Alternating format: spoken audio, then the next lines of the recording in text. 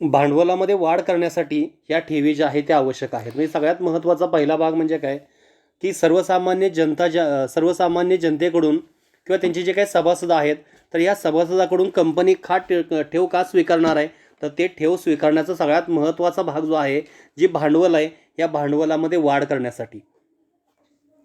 आणि भांडवल उभारणीचा हा अत्यंत स्वस्त मार्ग आहे. ठेवीच्या माध्यमातून भांडवलाची उभारणी केल्यामुळे भांडवलावर नियंत्रण ठेवण्याची गरज भासत नाही, कारण ठेवी ह्या अल्प मुदतीसाठी स्वीकारल्या जातात.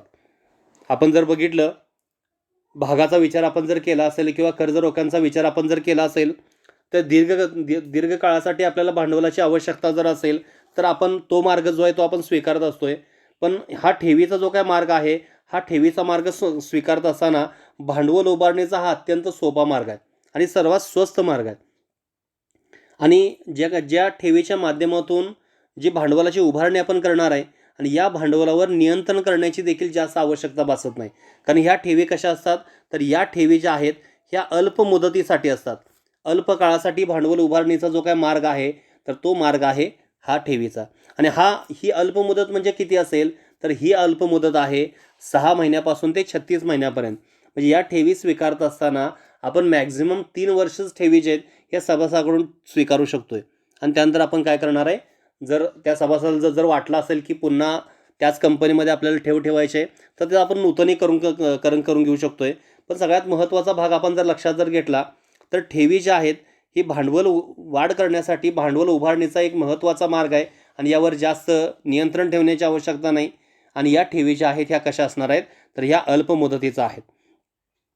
तथापि ठेव रक्कम परत करताना एखाद्या दोषी कंपनीच्या बाबतीमध्ये ठेव स्वीकारणे हा जोखमीचा पर्याय देखील असू शकतो. म्हणजे काही कंपनीच्या बाबतीमध्ये आपण विचार जर केलं, तर काही वेळा हा एक जोखमीचा देखील पर्याय असू शकतोय. कारण त्या ठराविक कालावधीमध्ये, अगदी अल्प कालावधीमध्ये ज्या लोकांच्याकडून आपण पैसे घेतलेले आहेत, त्या लोकांना ते पैसे रिटर्न देणं आवश्यक असतं. मग अशावेळी एखादी दोषी कंपनी जी आहे, जर वेळेवर त्याचा परतावा देत नसेल, पैसे जर रिटर्न देण्यासाठी त्यांची तशी अवस्था जर नसेल, ती इन्सॉल्वंटमध्ये जर निघाली असेल, मोठ्या स्वरूपात लॉस जर झाला असेल, तर अशावेळी एक महत्त्वाचा एक जोखमीचा देखील पर्याय आहे, असं आपण म्हणू शकतोय. आता ह्या ठेवींचा अर्थ काय, तर ठेवींच्या अर्थाच्या बाबतीमध्ये या अगोदर देखील आपण प्रकरण क्रमांक 2 मध्ये काही भाग जो आहे तो भाग आपण त्यामध्ये पाहिलेले आहेत. त्या ठेवीच्या अटी, शर्ती, सभासदांनी जनतेकडून ठेवी स्वीकारण्याच्या कार्यपद्धतीचा अभ्यास आता आपण यामध्ये करणार आहे. म्हणजे ठेवीच्या अर्थाच्या बाबतीमध्ये आपण जर बघितलं, तर प्रकरण क्रमांक 2 जे आहेत, त्या प्रकरण क्रमांक 2 मध्ये जे आपण विविध स्वरूपाचे स्रोत पाहिलेले होते आणि हे स्रोत आपण पाहत असताना जे मालकीचं भांडवल असेल आणि कर्जाऊ स्वरूपाचं भांडवल असेल, तर ते 2 घटक आपण पाहिले. तर ते घटक पाहत असताना आपण ठेवीचा त्यामध्ये सविस्तर अभ्यास त्यावर केलेला आहे. या प्रकरणामध्ये आपल्याला या ठेवींच्या अटी असतील, त्याचबरोबर त्यांच्या शर्ती असतील आणि जनतेकडून ठेवी स्वीकारण्याच्या कार्यपद्धतीचा अभ्यास जो आहे तो अभ्यास आता आपण करणार आहोत. आता यामध्ये सुरुवातीला आपण बघूया ठेवींची स्वीकृती. या ज्या ठेवी आहेत, या ठेवी आपल्याला स्वीकारायच्या आहेत. आपल्याला म्हणजे कोणाला, तर या ठेवी कंपनीला ज्या आहेत, या कंपनीला स्वीकारायच्या आहेत. कंपनीला या ठेवींची स्वीकृती करायची आहे. तर स्वीकृती करत असताना खालील काही कंपन्या आहेत, त्या कंपन्या वगळता ठेवी स्वीकारणाऱ्या इतर कंपन्या. तर त्यामध्ये एक आहे बँकिंग कंपनी, त्यानंतर आहे बिगर बँकिंग वित्तीय कंपनी. ज्या कंपन्यांना बँकिंग व्यवसाय नाही, ज्याला आपण NBFC असं म्हणतोय. NBFC म्हणजे काय, नॉन बँकिंग फायनान्स कॉर्पोरेशन. ह्या ज्या काही ज्या संस्था आहेत त्या असतील बँकिंग कंपन्या. त्यानंतर ह्या बिगर बँकिंग वित्तीय कंपन्या आहेत, नॉन बँकिंग फायनान्स कॉर्पोरेशन म्हणू शकतोय. तिसरा जो आहे तर तो भाग आहे, तर गृहकर्ज पुरवठा कंपनी जी आहे, HFC असं आपण त्याला म्हणतोय. HFC इथं लिहिलं आहे बघा आपण. HFC हाऊसिंग फायनान्स बँक जे आहे, तर ते आपण किंवा हाऊसिंग फायनान्स कॉर्पोरेशन जे हे आपण त्याला म्हणू शकतोय.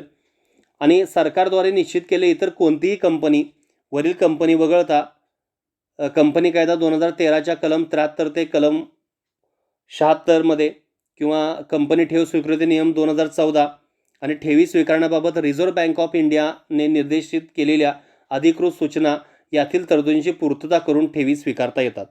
मग ह्यामध्ये सरकारनं निश्चित केलेल्या इतर कंपन्या म्हणजे वरती ज्या काही दिलेल्या ज्या काही कंपन्या आहेत, तर त्यामध्ये सगळ्यात महत्त्वाचा भाग आपण जर भाग जर पाहिला तर पहिला भाग आहे बँकिंग कंपनी. बँकिंग कंपनीनंतर दुसरा आहे बिगर वित्तीय बँकिंग कंपनी आणि तिसरा जो काय भाग आहे तर त्यामध्ये गृह कर्ज पुरवठा कंपनी जी आहे HFC, हाऊसिंग फायनान्स कॉर्पोरेशन असेल किंवा हाऊसिंग फायनान्स बँक देखील आहेत. आणि चौथं म्हणजे काय तर सरकारद्वारे निश्चित केले इतर कोणतीही कंपनी. आता सरकारद्वारे निश्चित केलेली इतर कोणतीही कंपनी म्हणजे काय तर कंपनी कायदा 2013 कलम 73 ते 76 असलेल्या कंपन्या किंवा कंपनी ठेव स्वीकृती नियम 2014च्या अटी पूर्ण करणाऱ्या कंपन्या असतील किंवा ठेवी स्वीकारण्याबाबत रिझर्व्ह बँक ऑफ इंडियाने निर्देशित केलेल्या अधिकृत सूचना यातील तरतुदींची पूर्तता करून ठेवी स्वीकारता येतात. तर अशा प्रकारे ह्या ठेवींची स्वीकृती आपण जर पाहिलं तर ह्या ठेवींच्या स्वीकृतीमध्ये बँकिंग कंपनी, बिगर बँकिंग कंपनी, गृह कर्ज वित्तीय संस्था असेल किंवा गृह कर्ज पुरवठा कंपनी असेल आणि सरकारद्वारे निश्चित केलेली इतर कोणतीही जी काही कंपनी आहे ही कंपनी जनतेकडून ठेव जे आहे हे ठेव स्वीकारू शकते. आता या ठेवींची स्वीकृती करत असताना कशी करायची आहे. आता ठेवींची स्वीकृती किंवा ठेव आपण आपल्या कंपनीमध्ये घेत असताना दोन प्रकारे आपण हे घेणार आहे किंवा दोन गटाकडून आपण घेणार आहे. त्यातला पहिला जो काही गट आहे तो आहे सभासदांचा आणि दुसरा जो काही गट आहे हा आहे सर्वसाधारण जनतेचा. ह्या दोन्हीकडून जे काही ठेवी आहेत या ठेवींची स्वीकृती ती स्वीकृती केली जाते. आता ह्यामध्ये सांगत असताना ठेवींची स्वीकृतीमध्ये सभासदाकडून ह्या ठेवींची स्वीकृती कोणकोणत्या कंपन्या करू शकतात आणि जनतेकडून ठेवींची स्वीकृती कोणकोणत्या कंपन्या करू शकतात हा घटक आपल्याला आता अभ्यासायचा आहे. म्हणजे वरती आपण बघत असताना ठेवींची स्वीकृती आपण पाहिली म्हणजे खालील कंपन्या वगळता ठेवी स्वीकारणाऱ्या इतर ज्या काही कंपन्या आहेत तर त्या कंपन्या आपण त्यामध्ये पाहिलेल्या आहेत. बँकिंग कंपनी असेल, NBFC असेल, गृह कर्ज पुरवठा कंपनी असेल. आता आपल्याला बघायचं की ठेवींची स्वीकृती जी आहेत तर ह्या ठेवींची स्वीकृतीमध्ये सभासदाकडून ठेवींची स्वीकृती आणि जनतेकडून ठेवींची स्वीकृती असे दोन घटक आपण आता आपल्याला अभ्यासायचे आहेत. तर त्यातला पहिला आपण भाग आता सुरू करूया. तर ते आहे सभासदाकडून ठेवी किंवा ठेवींची स्वीकृती. आता सभासदाकडून कोणकोणत्या कंपन्या ठेवू शकतात हे खालील ही जी काही आकृती दिलेली आहे तर या आकृतीमध्ये काय सांगितलं की कोणत्या कंपन्या सभासदाकडून व जनतेकडून ठेवी स्वीकारू शकतात. वरती आपण काय पाहिलेलं आहे की खाली दिलेल्या ज्या काही कंपन्या वगळता ठेवी स्वीकारणाऱ्या इतर कंपन्या सांगितलेल्या आहेत. म्हणजे ह्या बँकिंग कंपन्या असेल किंवा NBFC आपण पाहिलं, HFC पाहिलेलं आहे आणि शासनाने किंवा सरकार निश्चित केली इतर जी कोणतीही कंपनी जी आहे ती वगळलेली आहे सांगितलेलं आहे. आता आपण काय पाहिलेलं आहे तर ठेवींची स्वीकृती जी आहे तर त्यातलं आहे सभासदाकडून. त्यातलं पहिलं आहे खाजगी कंपनी. म्हणजे सर्वसाधारण जनता जी आहे ही खाजगी कंपनीकडून खाजगी कंपनी जी ती सभासदाकडून ठेवी जी ती स्वीकृत करू शकते. दुसरा आहे सार्वजनिक कंपनी आणि तिसरा आहे पात्र सार्वजनिक कंपनी. आता त्यातलं आपण जर बघितलं तर खाजगी कंपनी म्हणजे काय तर खाजगी कंपनी ही सभासद, संचालक किंवा त्यांचे नातेवाईक यांच्याकडून ठेव स्वीकारू शकते. म्हणजे खाजगी कंपनीचा भाग आपण जर पाहिला तर खाजगी कंपनी जे सभासद आहेत तर त्या सभासदाकडून असेल किंवा संचालकाकडून असेल किंवा त्यांच्या नातेवाईकाकडून ठेव स्वीकारू शकते. दुसरा आहे सार्वजनिक कंपनी. तर सार्वजनिक कंपनी आपण जर पाहिलं तर सार्वजनिक पात्र कंपनी सोडून पात्र सार्वजनिक कंपनीशिवाय सभासद किंवा संचालकाकडून ठेवी स्वीकारू शकते. म्हणजे सार्वजनिक जी काही कंपनी आहे ही कोणाकडून ठेवी स्वीकारू शकते तर त्यांचे सभासद असतील किंवा संचालक असतील तर त्यांच्याकडून ठेवी स्वीकारू शकते. तिसरा आहे पात्र सार्वजनिक कंपनी. बघा पहिला आपण जर बघितलं पहिला भाग यामधला सभासदाकडून कोणकोणत्या कंपनी ठेवी स्वीकारू शकतात तर त्यातले एकूण 3 घटक आपण पाहिले. त्यामध्ये खाजगी कंपनी, सार्वजनिक कंपनी, पात्र सार्वजनिक कंपनी आता आपण पाहतोय. खाजगी कंपनी सभासदाकडून ठेव स्वीकारू शकते, संचालकाकडून ठेव स्वीकारू शकते किंवा त्यांच्या नातेवाईकाकडून देखील ठेव स्वीकारू शकते. दुसरा भाग आपण जर पाहिला तर सार्वजनिक कंपनी ही सभासद किंवा संचालकाकडून ठेव स्वीकारू शकते. आणि तिसरा जो आहे ते आहे पात्र सार्वजनिक कंपनी. आता पात्र सार्वजनिक कंपनी म्हणजे अशी कंपनी की जिची मालमत्ता किंवा जिची निव्वळ मालमत्ता ही 100 कोटीपेक्षा कमी नाही. ही जी काही निव्वळ मालमत्ता जी आहे ही 100 कोटी म्हणजे किमान 100 कोटी आहे, 100 कोटीपेक्षा कमी नाही किंवा जिची वार्षिक उलाढाल 500 कोटीपेक्षा कमी नाही. जी वार्षिक उलाढाल असेल त्यांचा व्यापार जो आहे तो असेल हा 500 कोटीपेक्षा कमी नाही आणि सभासदांच्या सभेत ठेवी स्वीकारण्याबाबत विशेष ठराव संमत करून त्यास मान्यता देण्यात आलेली आहे अशी सार्वजनिक कंपनी. म्हणजे आपण जर बघितलं तर 2 सार्वजनिक कंपनी ज्या आहेत, वरती आपण फक्त सार्वजनिक कंपनी बघितलं.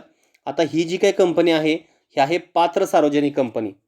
आता पात्र सार्वजनिक कंपनी म्हणजे काय, की अशी कंपनी की जी निव्वळ मालमत्ता 100 कोटीपेक्षा कमी नाही, म्हणजे कमीत कमी 100 कोटी आहे, 100 कोटीपेक्षा जास्त जी मालमत्ता आहे त्याला आपण म्हणू शकतोय.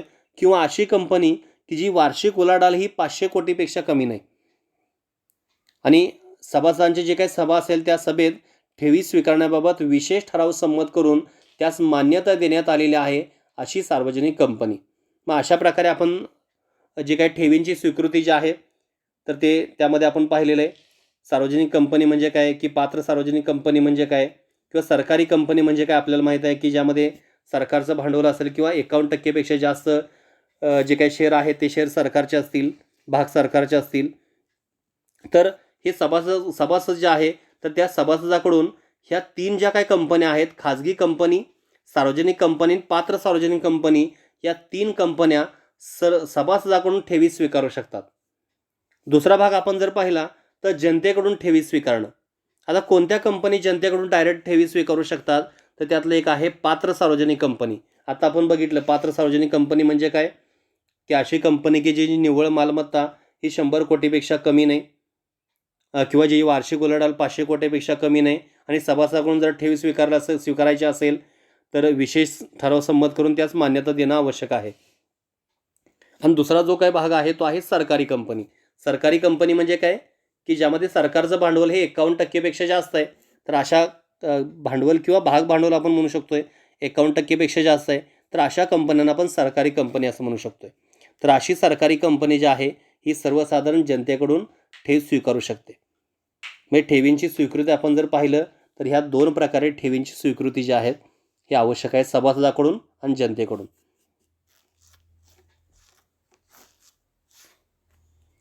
आता त्यानंतर त्या पुढचा जो आहे ठेवींची स्वीकृती अटी व शर्ती, तो जो काय भाग आहे तो भाग आपण पुढचा जो काय तास आहे त्या पुढच्या तासाला आपण ते पाहणार. आता आपण पाहत असताना फक्त काय पाहिलं तर ठेवींची स्वीकृती बघत असताना खालील ज्या काही कंपन्या आहेत, मी सुरुवातीचा आपण जो काय पार्ट पाहिला तर त्या कंपन्या वगळता ठेवी स्वीकारणाऱ्या इतर कंपन्या, खालील कंपन्या वगळता ठेवी स्वीकारणाऱ्या इतर कंपन्या आपण त्यामध्ये पाहिलेले आहे.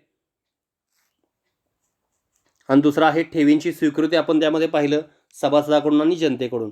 पुढच्या तासाला आपल्याला बघायचं आहे ठेवींच्या स्वीकृतीची अटी व शर्ती. Okay, thank you.